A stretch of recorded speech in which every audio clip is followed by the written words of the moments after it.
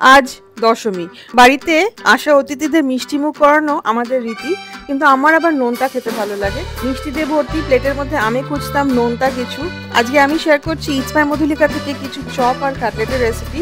মিষ্টির সাথে এগুলো সার্ভ করে দেখতে পারেন, সকলেরই খুব প্রশংসা পাবেন বলে আমার ধারণা। প্রথম রেসিপি বাঙালিদের ফেভারিট মাছের চপ। আজকে আমি যেটা শেয়ার করছি এটা আমার রেসিপি।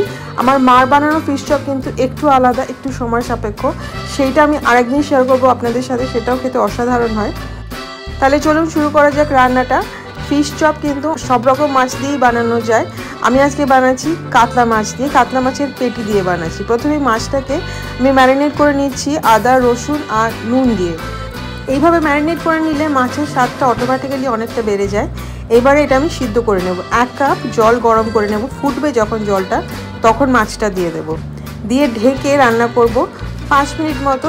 মাছের চামড়ার দিকটা নিচে দিয়েছি, এবারে মাছটা উল্টে দেব আর এবারে ঢাকা খুলে রান্না করব যতক্ষণ না জলটা একদম শুকিয়ে যায় আর মাছটাও পুরো সিদ্ধ হয়ে যাবে। দেখুন জলটা একদম শুকিয়ে গেছে, মাছটা কিন্তু একদম সিদ্ধ হয়ে গেছে আর একটু একটু ব্রাউনও হয়ে গেছে, মানে মাছের যে তেল আছে তাতেই কিন্তু মাছটা ব্রাউন হয়ে গেছে। এবারে চামড়াটা ফেলে কাঁটা ছাড়িয়ে নেব মাছটা। যারা মাছের চামড়া খেতে ভালোবাসেন তারা কিন্তু মাছের চামড়াটা ইউজ করতে পারেন। আমি কাঁটা ছাড়িয়ে মাছটাকে একদম ঝুড়ো ঝুড়ো করে নিয়েছি। আপনারা চাইলে কয়েকটা টুকরো একটু বড় বড় রাখতে পারেন। 3টে মাঝারি সাইজের পেঁয়াজ কুচিয়ে নিতে হবে, খুব মিহি করে না, একটু মোটা মোটা করে কুচিয়ে নিতে হবে। 2টো কাঁচা লঙ্কা কুচিয়ে নেব। যেই যতটা ঝাল খায় সেই প্রেফারেন্স অনুযায়ী লঙ্কা কম বা বেশি দেবেন। 2টো মাঝারি সাইজের আলু সিদ্ধ করে নেওয়া, গ্রেট করে নিচ্ছি। চাইলে আপনারা হাত দিয়ে এমনি মেখে নিতেও পারেন, তবে গ্রেট করলে মেশাতে সুবিধা হয়। এইবারে একটা কড়াইতে 2 টেবিল চামচ তেল দিয়ে আমি এখানে সাদা তেল দিয়েছি, দিয়ে দেব পেঁয়াজ কুচি আর খানিকটা কাঁচা লঙ্কা কুচি। পুরো কাঁচা লঙ্কাটা কিন্তু এই সময় দেবো না, খানিকটা কাঁচা লঙ্কা রেখে দেবো লাস্টের দিকে দেওয়ার জন্যে, যাতে খুব সুন্দর একটা কাঁচা লঙ্কার গন্ধ আসে। নুন দিয়ে দিলাম স্বাদ মতো। আমি এখানে 1 চা চামচ নুন দিয়েছি। দিয়ে 1 মিনিট মতো ভেজে নিয়ে দিয়ে দেব আদা। আদাটা আমি এখানে গ্রেট করে দিচ্ছি 1/4 চা চামচ।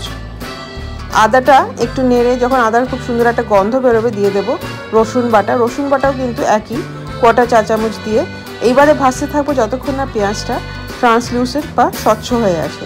পেঁয়াজটা যখন স্বচ্ছ হয়ে এসেছে দিয়ে দেব মাছটা। মাছটা দিয়ে পেঁয়াজের সাথে ভাজতে থাকবো। মাছটা কিন্তু আমি এখানে একদম ভাজা ভাজা করে নিই, তাহলে কিন্তু টেস্টটা খুব ভালো আসে। দেখুন একটুখানি রং আসতে শুরু করেছে, ঠিক এরকমই ভাজা ভাজা করে নিতে হবে। এবার এক এক করে মশলা দেব। দিয়ে দিলাম গোলমরিচগুলো 1/4 চা চামচ, জিরে গুঁড়ো, হলুদ গুঁড়ো, লাল লঙ্কা গুঁড়ো, ধনে গুঁড়ো আর গরম মশলা গুঁড়ো দিয়ে এবারে মাছটাকে এই মশলাগুলোর সাথে খানিকক্ষণ ভেজে নিতে হবে। ভাজতে ভাজতে দেখবেন মাছের রঙটাও কিন্তু পাল্টে যাবে। এই ভাজা ভাজা করাটা কিন্তু খুব ইম্পর্টেন্ট, এটাতে কিন্তু টেস্টটা অনেকটা বেড়ে যায়। যখন মাছটা ভাজা ভাজা হয়ে গেছে এইবারে দিয়ে দেবো গ্রেট করে রাখা আলুটা, দিয়ে খুব ভালো করে মিশিয়ে কষাতে হবে। 5 মিনিট মতো মাঝারি আঁচে কষাতে থাকতে হবে, খুব সুন্দর একটা গন্ধও বেরোবে আর মিশ্রণটা একদম মাখা মাখা হয়ে আসবে। এইবারে দিয়ে দেব বাকি যে কাঁচা লঙ্কাটা কুচানো ছিল সেইটা, দিয়ে মিশিয়ে আরও 2 মিনিট মতো ভেজে নিলেই তৈরি হয়ে যাবে মাছের পুরটা। কাঁচা লঙ্কাটা লাস্টে দিলে খুব সুন্দর একটা গন্ধ আসে, সেই জন্যই কাঁচা লঙ্কাটা এই সময় দেওয়া। মিশ্রণটাকে ঠান্ডা করে নিতে হবে, তারপরে চপটা গড়ে নিতে হবে। চপটা কতটা বড় করবেন বা কতটা ছোট করবেন সেটা আপনাদের উপরে এবং শেপটাও আপনাদের উপরে। আমি সিলিন্ড্রিক্যাল আকারে গড়ে নেব। প্রথমেই আমি মিশ্রণটাকে 9 ভাগে ভাগ করে নিলাম। এইবারে এক একটা ভাগ নিয়ে আমি এরকম চপের শেপে গড়ে নিচ্ছি। মাঝারি সাইজের চপ হবে। দোকানের চপ কিন্তু নর্মালি একটু মিষ্টি মিষ্টি হয়, আমি যেহেতু মিষ্টি পছন্দ করি না সেই জন্য আমি আলাদা করে চিনি দিয়ে নিই। আপনারা যদি মিষ্টি মিষ্টি চপ পছন্দ করেন তাহলে কষাবার সময় কিন্তু আপনাদের পছন্দ মতো চিনি অ্যাড করবেন।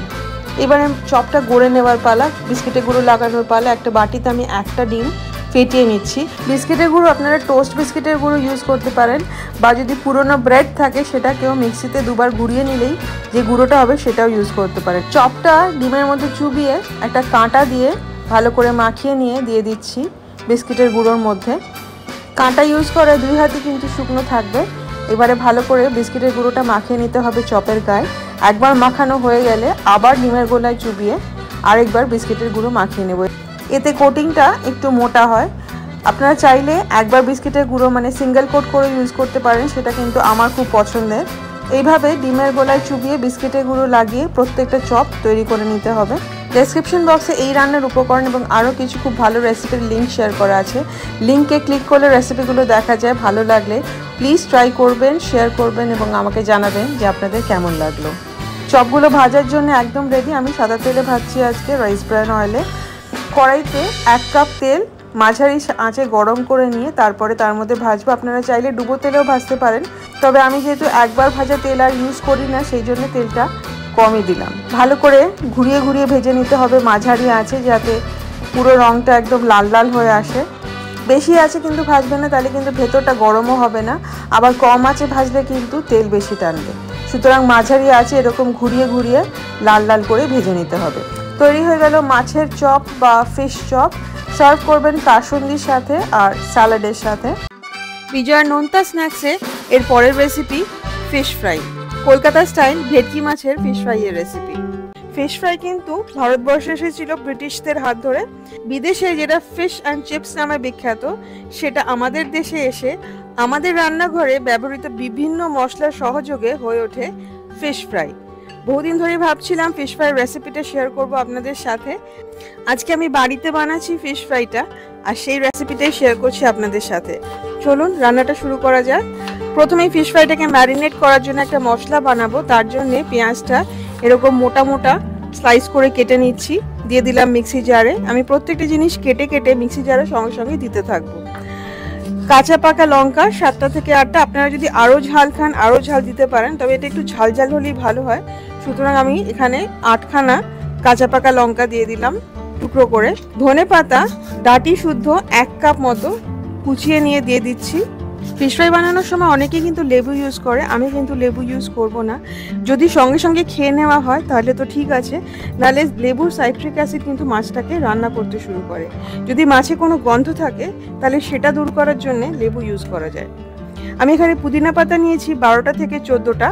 পাতাগুলো আমি ছিঁড়ে ছিঁড়ে নিয়েছি, নিয়ে এইভাবে রাফলি কেটে এটাকেও কিন্তু বেটে নেব একসাথে। এছাড়া লাগছে রসুন, আমি রসুনের কোয়া দিচ্ছি 6টা। গোলমরিচের গুঁড়ো দিচ্ছি 1/2 চা চামচ। নুন দিয়ে দিচ্ছি স্বাদ মতো, আমি এখানে 1 চা চামচ আর 1/4 চা চামচ নুন দিলাম। আদা বাটা দিয়ে দেবো 1/2 চা চামচ। তেল মানে রিফাইন্ড অয়েল দিয়ে দেবো 1 টেবিল চামচ। আমি আর জল দেব না, এই তেলটা দিয়েই কিন্তু বাটবো, তাহলে কিন্তু জলের জন্য মশলাটা বেশি পাতলাও হয়ে যাবে না, আর মশলাটা মাছের গায়ে লেগেও থাকবে। 500 গ্রাম ভেটকি মাছের ফিলে নিয়ে নিয়েছি। আপনারা যে কোনো সাদা মাছ যেটাতে কাটা নেই সেটা ইউজ করতে পারেন, অনেকেই বাসা ইউজ করে, তবে ভেটকি মাছ কলকাতা ভেটকির টেস্টই কিন্তু আলাদা। প্রত্যেকটা মাছে এইভাবে মশলাগুলো মাখিয়ে নেব। প্রথমে একটা সাইডে মাখিয়ে উল্টিয়ে তারপরে অন্য সাইডটাতেও মাখিয়ে নেব। চেষ্টা করবেন প্রত্যেকটা মাছের ফিলেতে সমানভাবে মশলাগুলো মাখিয়ে নিতে। মাছটা কিন্তু বেশিক্ষণ ম্যারিনেট করবো না, 10 মিনিট মিনিমাম ম্যারিনেট করবো, ম্যাক্সিমাম 20 মিনিট। এইটুকু সময় ম্যারিনেট করলে কিন্তু মাছের টেক্সচারটা খুব ভালো আসে। এছাড়া আমি এটাতে দেব টমেটো সস। অনেকে চিনি দেন, তবে আমি টমেটো সস দিয়ে আমার কিন্তু এই টেস্টটা ভীষণ ভালো লাগে। আমি এখানে 1.5 টেবিল চামচ টমেটো সস দিয়ে ভালো করে মাখিয়ে নিয়েছি মাছটাকে। এবারে ঢেকে রেখে দিচ্ছি ম্যারিনেট হওয়ার জন্য। একটা বড় বাটিতে একটা ডিম নিয়ে নিলাম, তার মধ্যে দেবো নুন 1/4 চা চামচ, গোলমরিচের গুঁড়ো 1/4 চা চামচ আর কাঁচা লঙ্কা এরকম ভাবে কুচিয়ে নিচ্ছি।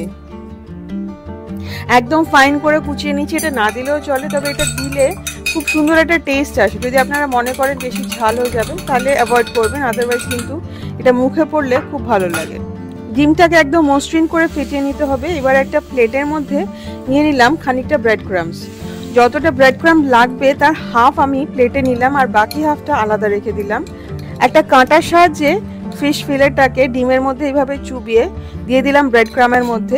এতে কিন্তু দুটো হাতই শুকনো থাকবে। আমি সবসময় কাঁটার সাহায্যেই করি, আমার মাকে দেখেছি, সেখান থেকেই শিখেছি। তারপরে আলাদা করে রাখা বিস্কিটের গুঁড়োটা উপরে ছড়িয়ে দিয়ে হাত দিয়ে চেপে চেপে মাছগুলোর মধ্যে ব্রেড ক্রাম্ব লাগিয়ে নিচ্ছি। আমি কিন্তু সিঙ্গেল কোট করি, সিঙ্গেল ব্রেড ক্রাম্ব লাগাই।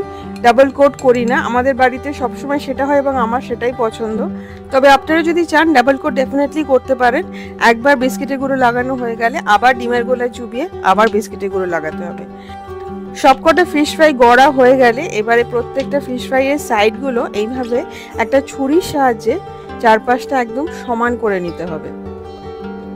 8খানা ফিশ ফ্রাই গড়া হয়ে গেছে, এইবারে ভাজতে হবে। আমি কিন্তু রিফাইন্ড অয়েলে ভাজি, অনেকেই সর্ষের তেলে ভাজি, এটা আপনাদের পছন্দ মতো, আপনারা যেটাতে পছন্দ করেন সেটাতেই ভাজতে পারেন। আমি এখানে রাইস ব্র্যান অয়েল ইউজ করছি। কড়াইতে বেশ অনেকটা রাইস ব্র্যান অয়েল নিয়ে নিচ্ছি। তেলটাকে ভালো করে গরম করে এবারে ছেড়ে দিলাম ফিশ ফ্রাইগুলো, গড়ে রাখা ফিশ ফ্রাইগুলো। লাল লাল করে ভাজতে হবে। একটা পিঠ ভাজা হয়ে গেলে আরেকটা পিঠ ভাজতে হবে। দেখেই বুঝতে পারবেন যে ফিশ ফ্রাইটা ভাজা হয়ে গেছে। আমার এখানে যেরকম আমি চেষ্টা করি একবার উল্টাতে, কিন্তু এখানে একবার উল্টালে হলো না, আমাকে আরেকবার উল্টে নিতে হলো। একদম এরকম গোল্ডেন ব্রাউন করে ভাজতে হবে। আমি কিন্তু ফিশ ফ্রাই সবসময় হাই ফ্লেমে ভাজি। মাছ রান্না হতে বেশি সময় লাগে না, যেইটুকু সময় হাই ফ্লেমে ভাজা হয় তাতে মাছ খুব ভালো মতোই রান্না হয়ে যায়। লো ফ্লেমে ভাজলে বা মিডিয়াম ফ্লেমে ভাজলে কিন্তু তেলটা অনেক বেশি টানে। যে কোনো ফ্রাইয়ের মতো ফিশ ফ্রাইও ভেজে সবসময় পেপার টাওয়েলে তোলাই ভালো, যাতে তেলটা সোক করে নেয়। সার্ভ করবেন স্যালাড আর কাসুন্দি বা পছন্দ মতো সসের সাথে, সেটা টমেটো সস হোক বা চিলি সস হোক। ফিশ ফ্রাইয়ের ওপর ছড়িয়ে দিতে পারেন বিট নুন আর চাট মশলা। এই ছোটখাটো কয়েকটা টিপস অ্যান্ড ট্রিক্সের সাথে ফিশ ফ্রাই ডেফিনেটলি বানাবেন। আগে থেকে বানিয়ে এই ফিশ ফ্রাইগুলো ডিপ ফ্রিজে রেখে দিতে পারেন। প্রত্যেকটা ফ্রাইয়ের মাঝখানে দিয়ে দেবেন একটা করে বাটার পেপার। ফিশ ফ্রাইটা ভাজার আধ ঘন্টা আগে বাইরে রুম টেম্পারেচারে বার করে রাখলেই হবে। বাটার পেপার দেওয়া থাকলে একটা মাছের সাথে যেহেতু আরেকটা লেগে যাবে না, সেই জন্য খুব সহজেই যে কটা দরকার পিস সে কটা বার করে নেওয়া যায়। এর পরের রেসিপি চিকেন কাটলেট। না, আমি দোকানের মতো চিকেন কাটলেট বানাচ্ছি না, আমি বানাচ্ছি ছোটবেলা থেকে বাড়িতে যেমন চিকেন কাটলেট খেয়েছি ঠিক সেরকম। বাড়িতেও নানানভাবেই চিকেন কাটলেট বানানো হয়। আমি আজকে বানাচ্ছি ধনেপাতা দিয়ে আর চিকেন কিমা দিয়ে। আওয়াজটা শুনেই বোঝা যাচ্ছে যে কাটলেটগুলো কত ক্রিস্পি। প্রথমে চিকেন কিমাটা সিদ্ধ করব, তার জন্য আমি হাফ পেঁয়াজ এইভাবে স্লাইস করে কেটে নিচ্ছি। কিমাটা আমি কেনা কিমা নিয়েছি, half KG chicken means chicken keema. এর মধ্যে দিচ্ছি 11টা থেকে 12টা ছোট্ট ছোট্ট রসুনের কোয়া, 1 চা চামচ আদা বাটা আর 2 থেকে 3টে তেজপাতা। তেজপাতাটা দিলে চিকেনের কিমায় একটা গন্ধ থাকে, সেটা চলে যায়। 2 টেবিল চামচ টমেটো কেচাপ দিয়ে খুব ভালো করে চিকেনটাকে মেখে নেব। আমি কড়াইতেই মাখছি। এবারে এই কড়াইটাই আমি একেবারে গ্যাসে বসিয়ে দিলাম। দিয়ে দিলাম 1 চা চামচ রসুন বাটা। এইবারে মাংসটাকে আমি সিদ্ধ করে নেব। মোটামুটি 6 থেকে 7 মিনিটের মধ্যে ঢাকা দিয়ে রান্না করলে সিদ্ধ হয়ে যায়। এতটা জলও বেরিয়ে যায়। জলটা কিন্তু আমাদের লাগবে না, এটা আপনারা পরে স্যুপ বানিয়ে নিতে পারেন। কিমাটা যতক্ষণ ঠান্ডা হচ্ছে ততক্ষণ কেটে নেব বাকি যে সবজিগুলো লাগবে। 2.5খানা পেঁয়াজ, মাঝারি সাইজের পেঁয়াজ একদম কুচিয়ে কেটে নেব। চিকেন কিমা রং পাল্টে পিঙ্ক থেকে সাদা হলেই কিন্তু গ্যাস বন্ধ করে নামিয়ে নেবেন।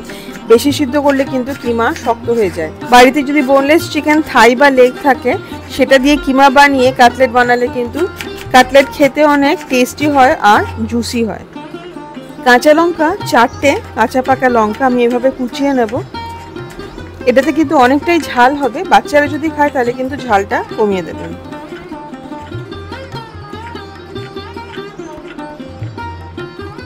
ধনেপাতা 1.5 কাপ মতো কুচিয়ে নেব। অনেকেই মনে করবে মাংসতে এতটা ধনেপাতা, কিন্তু না, ধনেপাতাটা খেতে কিন্তু খুব ভালো লাগবে। যখন মুখে পড়বে পেঁয়াজ কুচি, ধনেপাতা, আদা কুচি, রসুন সবই খেতে কিন্তু খুবই ভালো লাগবে। 3 স্লাইস ব্রেড ধারগুলো এইভাবে কেটে নেব। মাংসটা কিন্তু ঠান্ডা হয়ে গেছে, তেজপাতাগুলো বার করে নেব। এইবার একটা বোলের মধ্যে জলটা চিপে মাংসটা নিয়ে নেব।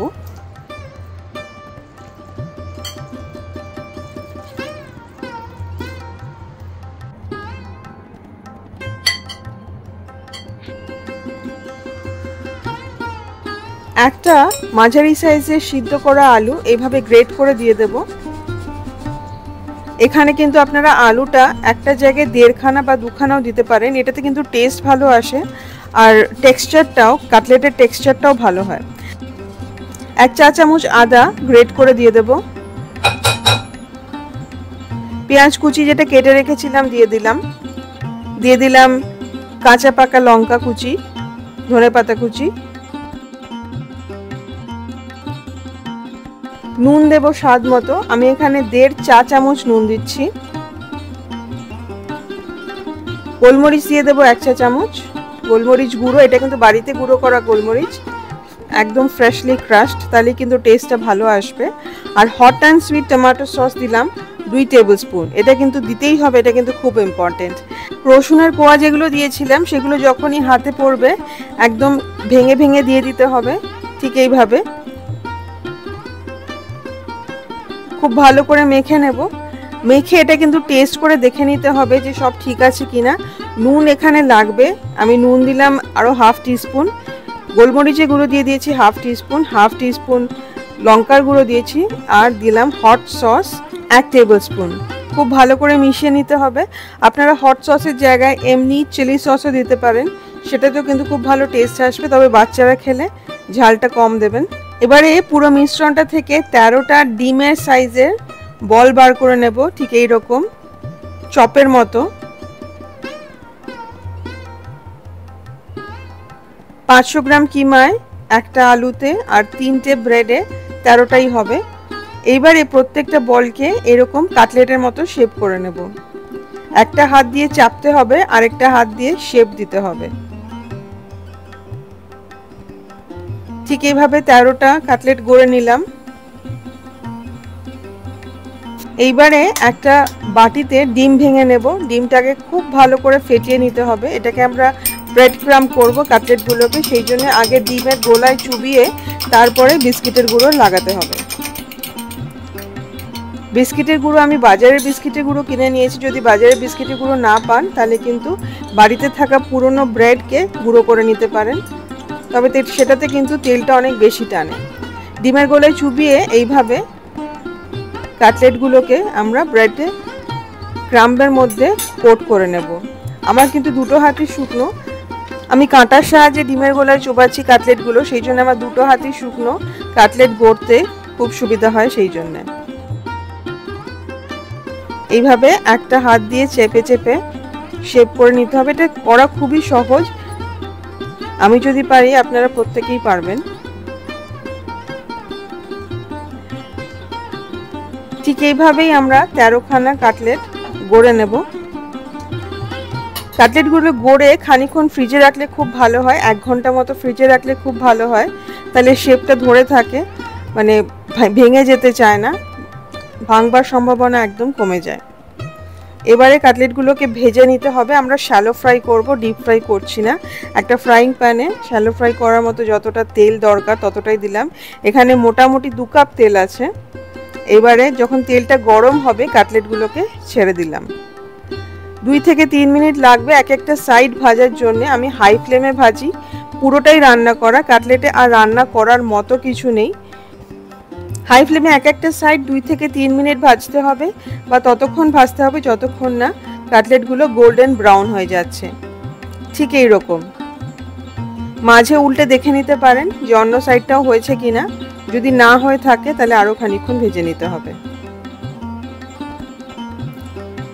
এইভাবে কিন্তু প্রত্যেকটা চিকেন কাটলেট বানিয়ে নিতে পারেন। আপনারা আগের দিন বানিয়ে রেখে দিতে পারেন ফ্রিজে, পরের দিন ভেজে নিতে পারেন, অথবা ফিশ ফ্রাইয়ের মতো চিকেন কাটলেটটাও বানিয়ে ডিপ ফ্রিজে রেখে দিতে পারেন একইভাবে। এইবারে বিজয় প্লেটে মিষ্টির সাথে থাকুক এইরকম চপ এবং কাটলেট। তবে হ্যাঁ, এটা একবার বানালে কিন্তু প্রত্যেক বিজয়াতেই সকলে আশা করবে এই দুর্দান্ত স্বাদের নোনতাগুলো আবার খেতে। মাছের চপ, ফিশ ফ্রাই আর চিকেন কাটলেট এইভাবে অবশ্যই ট্রাই করুন। আমাকে কমেন্ট করে জানান যে আপনাদের কেমন লাগলো। যদি রেসিপিগুলো পছন্দ হয় তাহলে প্লিজ লাইক করবেন, শেয়ার করবেন অ্যাটলিস্ট 5 জনের সাথে যারা রান্না করতে ভালোবাসে। ইটস বাই মধুলিকা যারা সাবস্ক্রাইব করেননি অবশ্যই সাবস্ক্রাইব করবেন। সাবস্ক্রাইব করার সময় বেল আইকনটি প্রেস করলে আমি যখনই কোনো রেসিপি পোস্ট করব প্রথম নোটিফিকেশন আপনার কাছেই যাবে। শুভ বিজয় জানিয়ে শেষ করছি আজকের পর্ব। দেখা হচ্ছে খুব শিগগিরই আরেকটি নতুন রেসিপির সাথে।